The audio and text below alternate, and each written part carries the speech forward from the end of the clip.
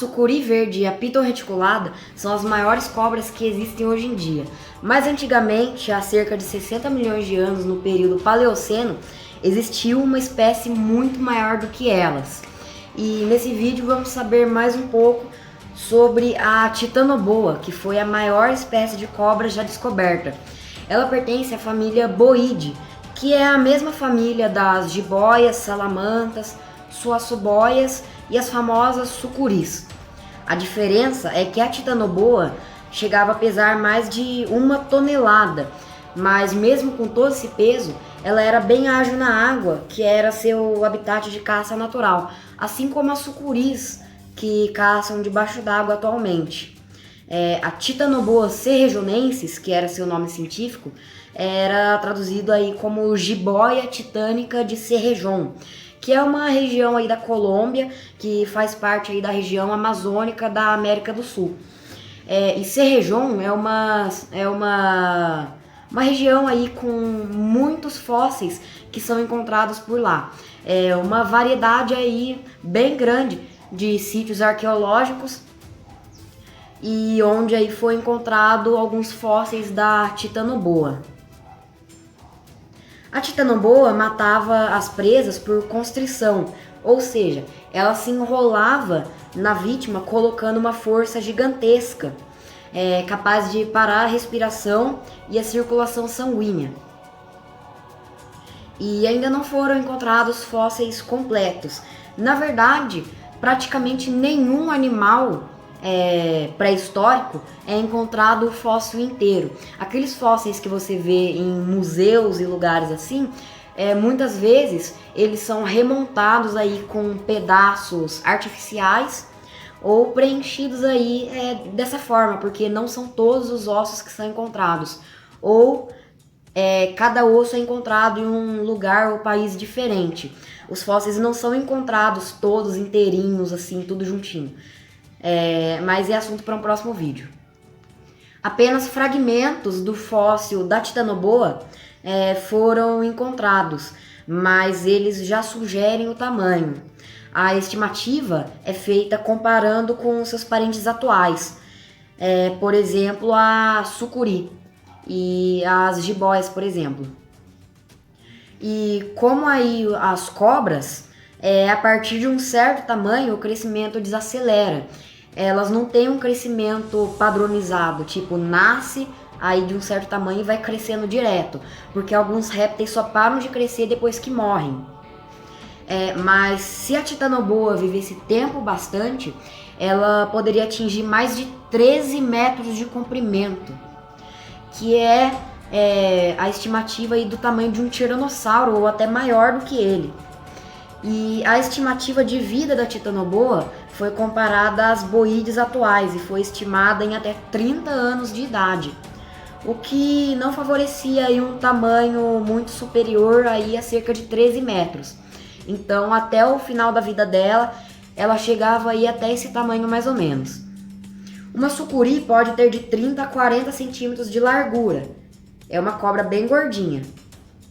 Mas a Titanoboa poderia passar de 1 metro, não cabe aqui na câmera, mas ela poderia passar de 1 metro na sua largura natural. Mas quando ela se dilatava para engolir a presa, essa largura poderia ser muito maior.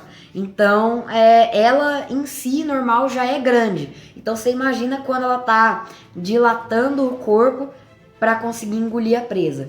Então, ela ficava bem grande e poderia passar muito mais do tamanho natural dela, que é 1 metro de largura. E a boca dela podia se alargar muito, num ângulo de até 180 graus. É uma abertura assim, ela abre muito a boca. E seu bote poderoso poderia atingir 3 metros de distância em poucos segundos. Isso significa que ela possui um ataque bem rápido e eficiente, favorecendo sua chance de se alimentar. E igual às cobras atuais, a Titanoboa não se alimentava todos os dias. Seus alimentos favoritos eram os crocodilianos da época, mamíferos e outros tipos de répteis. ela usava a constrição para conseguir alimento, assim como as boídeas atuais. Essa técnica consiste em morder e em seguida se enroscar na presa e aplicar uma pressão imensa que não deixa a presa respirar e nem o sangue circular. A presa então desmaia para ser engolida inteira em seguida, já que as cobras não conseguem mastigar.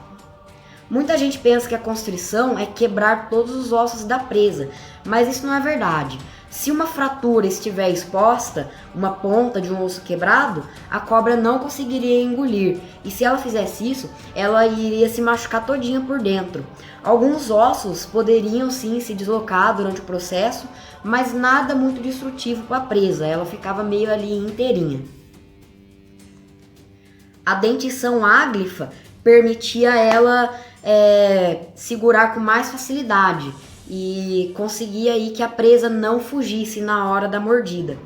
Eram dentes pequenos e bem finos e curvados para trás, formando uma espécie de armadilha, que conforme a presa vai se debatendo, ao invés de fugir, ela vai entrando mais ainda para dentro da boca e recebendo mais ainda a mordida. Então ela não tinha chance de escapar, porque esses dentes seguravam muito bem ela. Os animais que eram alimentos da titanoboa eram animais até do tamanho de um carro popular, então não eram animais aí pequenos que ela gostava de comer. O habitat principal eram os afluentes do rio Amazonas, na Colômbia e em parte do Brasil. Então ela vivia ali para a parte ali de cima da América do Sul. E durante a época reprodutiva, a fêmea emitia cheiros para atrair os machos, que por sua vez eram bem menores do que as fêmeas. E assim como as sucuris, eram vários machos acasalando ao mesmo tempo, podendo ocorrer brigas e mortes entre eles. Cada fêmea poderia gerar até 80 filhotinhos de titanoboa, mas apenas 1 ou 2 chegavam vivos até a fase adulta, tanto por competição alimentar e por outros predadores, que comiam os filhotinhos enquanto eles eram pequenos. Então nem todos tinham a chance de virar uma titanoboa adulta de 13 metros de comprimento e 1 tonelada de peso. Eles já nasciam na faixa de 1 metro de comprimento, já prontos para caçar pequenos répteis e mamíferos.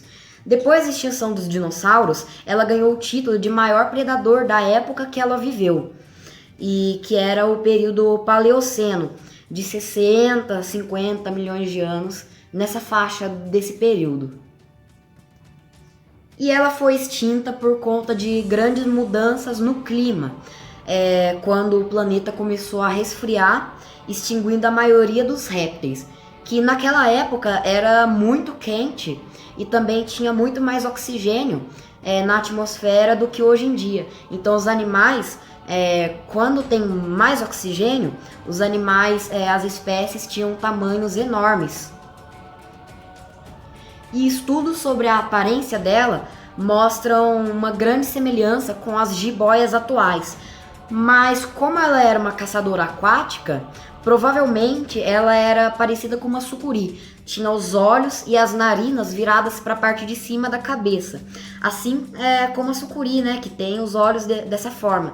Porque como ela caça na água, ela tinha que ficar bem escondida rente à superfície. Então os olhos e as narinas para cima da cabeça ajudavam ela a ficar com uma boa parte do corpo submerso, mas ela estava ali enxergando e respirando, só com os olhinhos ali para fora da água e as narinas. Então os animais ali não percebiam ela chegando e ela conseguia dar o bote, sem eles perceberem.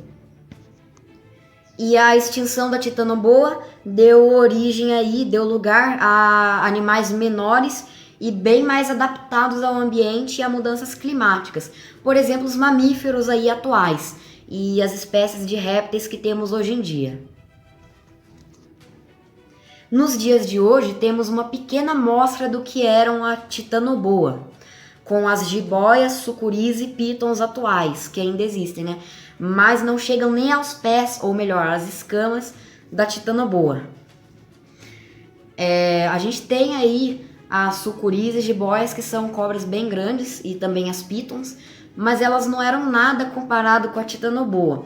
Então a gente olhando para essas atuais, dá pra gente ter um pouquinho de noção do que seria um animal muitas vezes maior do que aquele. Então, se você gostou desse vídeo, deixe seu like aí para fortalecer o vídeo e recomendar para mais pessoas que usam o YouTube. E caso você ainda não seja inscrito no canal, se inscreve aí para ajudar. E também eu vou trazer mais vídeos. E caso você esteja inscrito, você vai receber todas as notificações quando eu postar um vídeo novo. Então, eu espero que vocês tenham gostado. Eu espero vocês no próximo vídeo. E tchau, gente!